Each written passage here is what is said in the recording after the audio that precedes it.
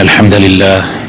نحمده ونستعينه ونستغفره ونستهديه ونعوذ بالله من شرور أنفسنا ومن سيئات أعمالنا من يهده الله فلا مضل له ومن يضلل فلا هادي له وأشهد أن لا إله إلا الله وحده لا شريك له وأشهد أن محمدا عبده ورسوله يا أيها الذين آمنوا اتقوا الله حق تقاته ولا تموتن إلا وأنتم مسلمون أما بعد فإن أصدق الكلام كتاب الله وخير الهدي هدي محمد صلى الله عليه وسلم وشر الأمور محدثاتها وكل محدثة بدعة وكل بدعة ضلالة وكل ضلالة في النار. برایانی بەڕێز خوشکانی بەڕێز سەلامی خوای پەروەردگار لە هەموو لایەکتان بێ. داواکارم لە پەروەردگاری مەزن بخاتر ناوە جوانەکانی خۆی طاعەت و عیبادەتمان لێ قبوڵ بکە، لە ئەهلی جمعە و جەماعەت حسابمان بکە. میوانەکانی ماڵی خوا، ئافرەتێک پەیوەندی پێوە کردم کە حاڵەتێکی زۆر ناڕەحەتی توش بووە، کەوتۆتە وەڕتەوە، یعنی کەوتۆتە تەڵەیەکی کێشەیەکی گەورەوە. منیش وتم کێشەی چی و چۆن و ئەوانە. ئەم ئافرەتە پیاوەکەی هەندێ ساردە لەگەڵیە، بەهۆی ساردی پیاوەکەیەوە ئەم وای زانیە کە پیاوەکەی ئیلاقە و پەیوەندی لەگەڵ خەڵکانی ترە هەیە، بۆیە دەستی کردوتە پرسیارکردن لە ناوی کۆڕی ژنانە کەوا چی بکە. وتیان باشترین حەل و چارەسەر ئەوەیە کە پەنا ببەیتە بەر نوشتە و سحر و دوعا بۆ ئەوەی پیاوەکەت بگەڕێنیتەوە. ئەمیش پەنا ئەباتە بەر نوشتە و سحر و دوعا و خۆیان وەتەنی ڕێگای پێ پیشانەدەن بچێ بۆ لای کێ، دوای ئەوەی کە ئەڕوا بۆ لای ئەو کەسە هەر بەنای یعنی پێش هەموو شت ێجارە 600,000 لێسێنێ، کە پیاوەکەشی فەقیر حاڵە و کاسبە، یەکسەر 600,000 مقدمە. دوای ئەوەشە بێت چەند جارێ بێ سەری لێ بداتەوە، شتی بۆ ئەکا و هەموو جارێکیش درۆ دەرەچێ و لە ئاخیریشە ڕسمیشی ئەگرێ و هەندێ شتی تریش ئەکا و کارەکە بەرەو حاڵەتی خراپیش ئەچێ. ئەمە کارەساتە خۆشەویستەکانم، وان نەزانن تەنها یەک کەسە، حاڵەتەکە تەنها یەک ئافرەتە لەناو ئەم کوردستانە، تەنها یەک ژن تووشی ئەمە بووە، یان لەم شارەی خۆمانە لەوانەیە خەڵکانێک هەبن توش بوو بێتن. حاڵەتەکە زۆر پەرەی سندووە، بڕاستی پەرەی سندووە، گەیشتۆتە حەدێک کە خەڵکێکی زۆر ئەناڵێنن بەدەستەوەی کەوا جادویان لێکراوە. کچە ئەڵێ جادوم لێکراوە لەلایەن خزمەکانی خۆمە بۆی شوونەکەم، پیاوە بە سحر و بە جادو بە دەرمانی پیس وای پێکراوە، وڕ کراوە، ئاگای لە خۆی نییە، هەر وەکو شێت وایە. و هەروەها ئیتر جۆرەها لەم بە زمانە لە ناو ئومەتی محەممەد المستەفایە صلی الله عليه وسلم بڵاوە بۆتەوە. مەعلەلم ئێمە ئەزانین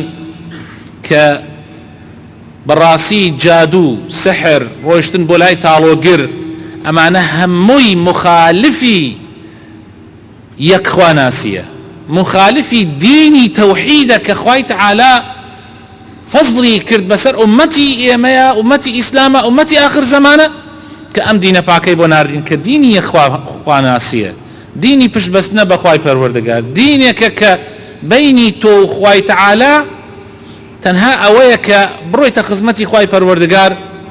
و دەست بەرزکەیتەوە و لێی بپاڕێیتەوە. وإذا سألك عبادي عني فإني قريب.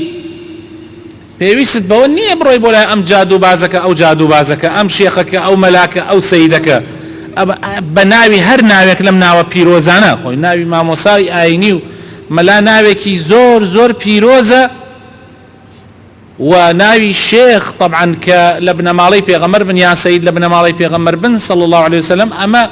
لە قورئان و لە حەدیثی پێغەمبەری صلی الله عليه وسلم وصیەتمان پێکراوە ئێمە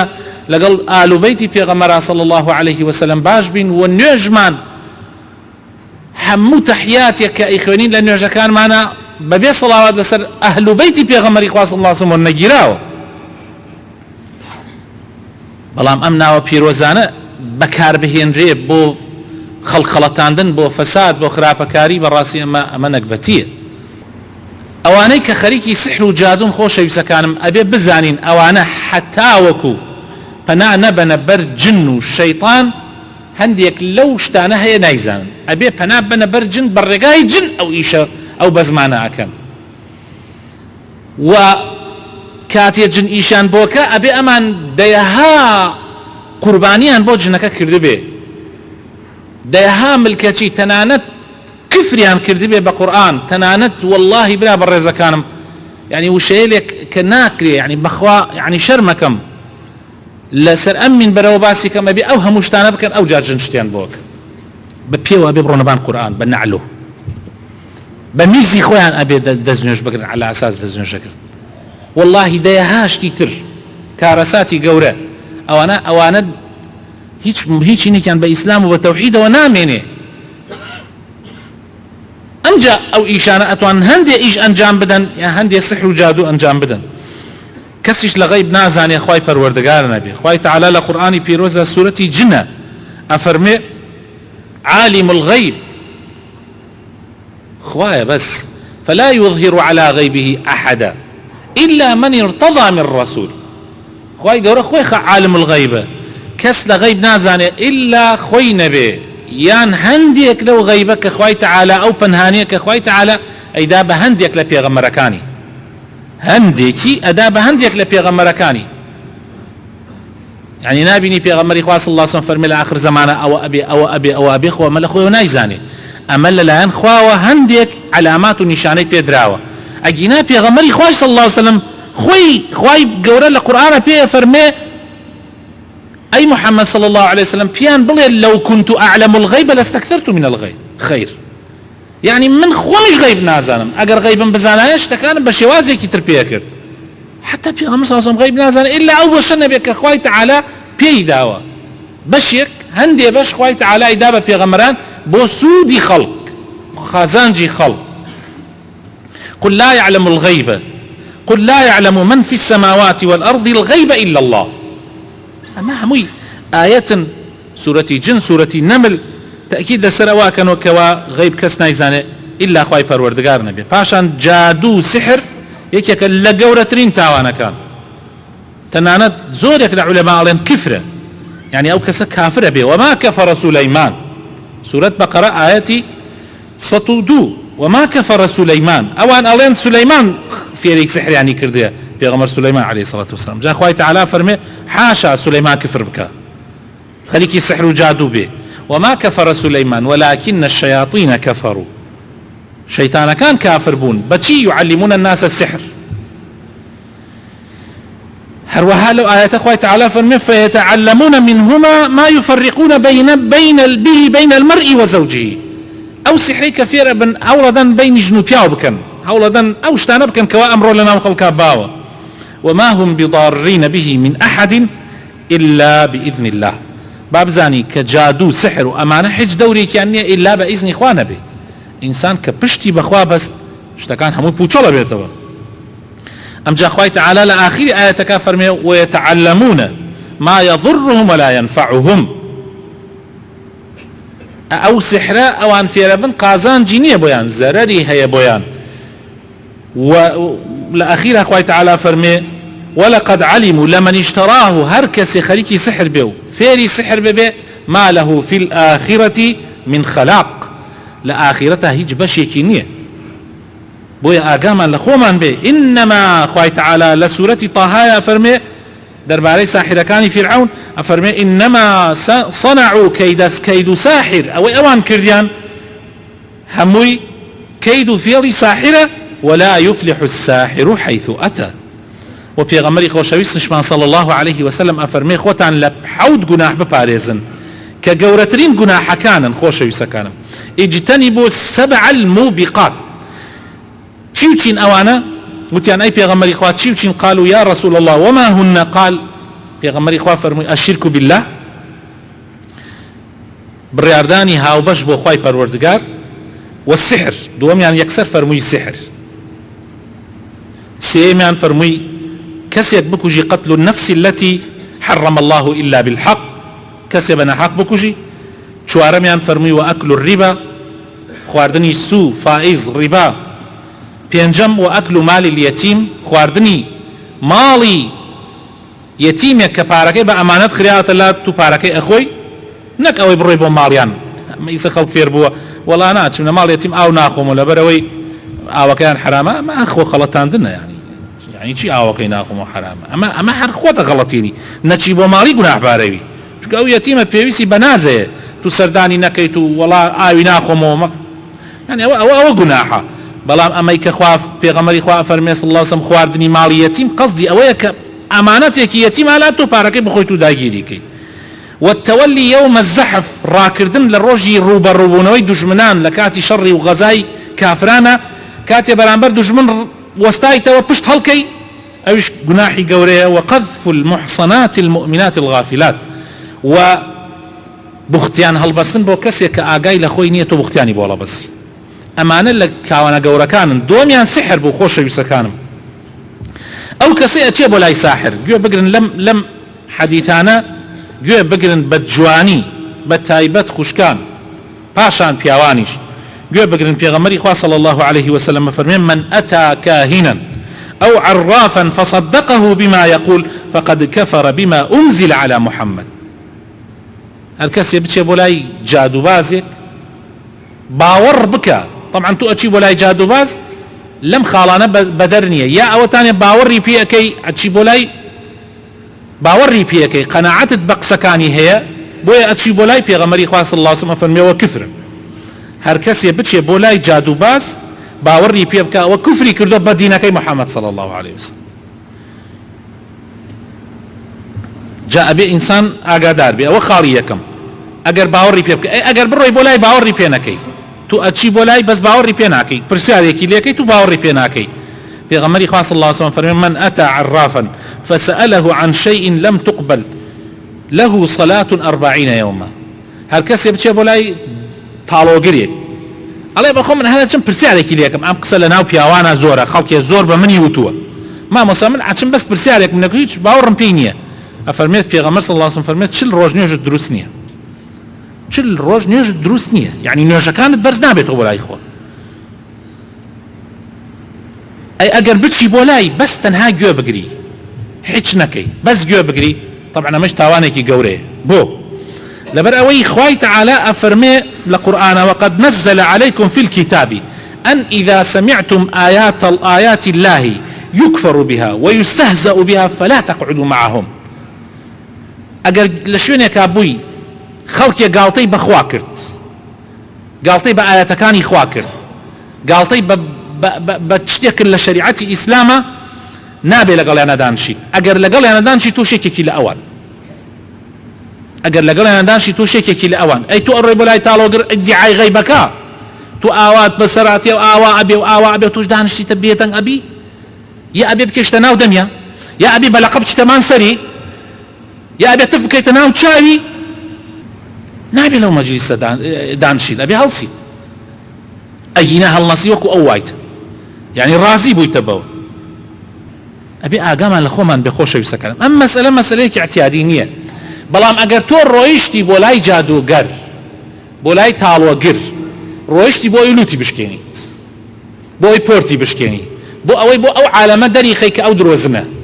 أتشيت اللاي علي برانبري أوسيت والله تو دروكي والله دروكي أما نغيب نتشيش نيتونا إيزاني أقر شتيكي شد للرابردوا بو بيزاني بريقاي جن زانيته چونك جنكان لدقيقة لم بري بابلين شار ورنا أو بري شار يعني إيشان جن وكو إيمانية توانايكي زوريان هي لسريعية لخيرائية أتوان زوشت أخبار بقوازنوا أقر توشتيك تزاني بي بريقاي جن إيش بو كسيكا كافر كرابي كتواو سجدي بو جن بردبي توش معناي وايا لدين درشوي اگر بو او بچی قینا بلا ما بين مرد بي برانبري بوسيتوا غيري او نابي انساني مسلمان بشتلاي جادو قر نبو برسيال كردني نبو دم تقي كردن لقليا نبو اوي بچی باوري بيبكي امانه هم گناح بدا من خلق بيني وبالراسي مع الاسف اليم خلق بيني ئیدعای ئیسلامەتی کردووە واللهی جاری وا هەبووە خەریک بووە لەسەر مەسەلەیە من کافر بکە بەس ڕۆژێکیان قەدەرەن شتێکی دزرا یعنی هەندێک لە ماڵەکەی دزراوە بزانم دەفتەرێک شتێک لەوانە دزرا لە ماڵەکەی دوای ئەوە سبحان الله بیستمەوە و لە خۆشی بیستم سەردانی چەندین تاڵۆگری کردووە بۆ ئەوەی بزانێت کێ دزیەکەی لە ماڵەکەی کردووە سبحان الله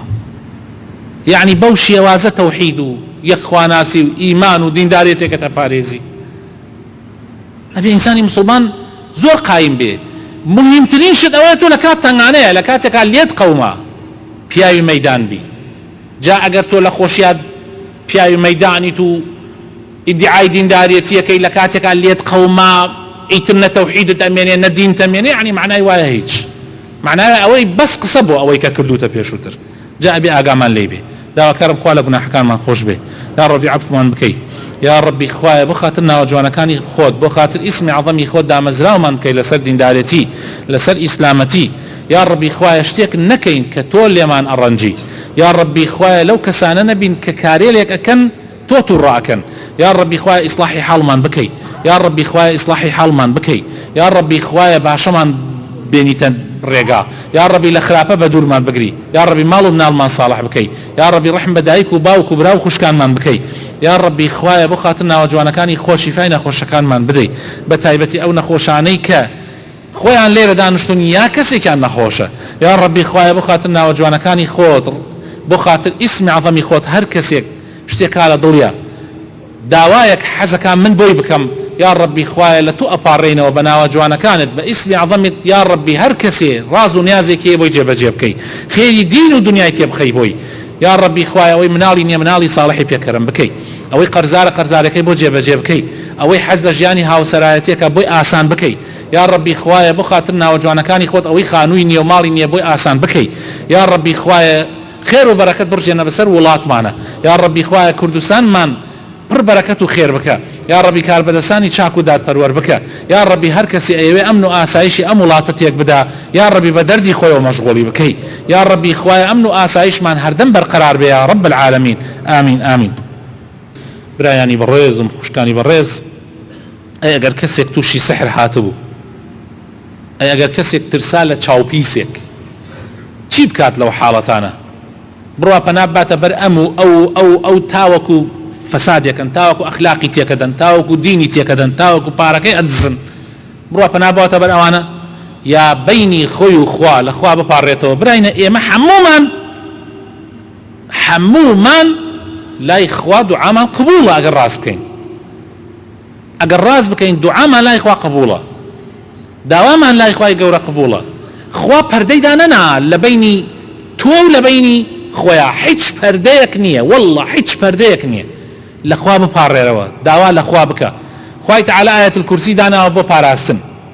خوای تەعالی دوو ئاەتەکەی ئاخیری سوورەتی بەقەرەی داناوە ئاەتی 285 286 ئەفەرمی هەر کەسێ بیخوێنێ ئیتر بەسێتی ئەو شەوە تا بەیانی خوای تەعالی قل هو الله احد قل اعوذ برب الفلق قل اعوذ برب الناس داناوە ئیتر پێغەمبەری خوا صلی الله عليه وسلم کافرێکی یەهودی سحری لە پێغەمبەر کرد صلی الله عليه وسلم خوای تەعالی ئەو دوو سوورەتەی دابەزان بۆ ئەوەی سحرەکە هەڵوەشێتەوە پێغەمبەری خوا صلی الله عليه وسلم یەکمان خوێندی هەڵوەشاوە ئێمە پێویستمان بەوەیە پەنا بۆینە بەر ئاەتەکانی قورئان پەنا بینە بەر ئەو خوایەی کە ئەرز و ئاسمانی دروست کردووە کە قورئان سیفەتی خوایە ئیتر پێویستمان بە هیچ نییە ئەو هەموو زکرانە کە پێغەمبەر صلی الله عليه وسلم خوێندێتی قەڵای مسلمان بۆ نمونە کتێبێکە ذکری هەموو بەیانیانی تایە ئێوارانی تایە ذکری هەموو شتێکی تایە کتێبێکی صحیح و ڕێک و پێکیشە بڕۆ بیکڕە بە هەبێ لە ماوە بۆ خۆت بۆ مناڵەکانت ئەو زکرانە بخوێنە هیچت پێویست نییە براینە تخوا ئاگاتان لە خۆتان و ماڵ و مناڵتان بێ مناڵتان لەسەر تەوحید لەسەر یەکخواناسی پەروەردە بکەن فێری کەن کاتێ تووشی حەت پێی هەڵکەوت خوێن لە پەنجەیەکی هات یەکسەر ڕەبتی کە خواوە ئیتر پێویست ناکە کە دەستی کرد بە گریان یەکسەر بڵێ کوڕم مەگری دانشە کە دانش دەست بەرز کەرەوە بڵێ خوا شیفای مناڵەکەم بدەیت با فێر بێ ئەویش فێر بێ دەی بڵێ کوڕم لەگەڵ ما بڵێ ئامین دەی تۆش بڵێ خوایە شیفام بدەیت ئیتر ئەو مناڵە ئەبەسرێتە خواوە پێویستی بە کەس نییە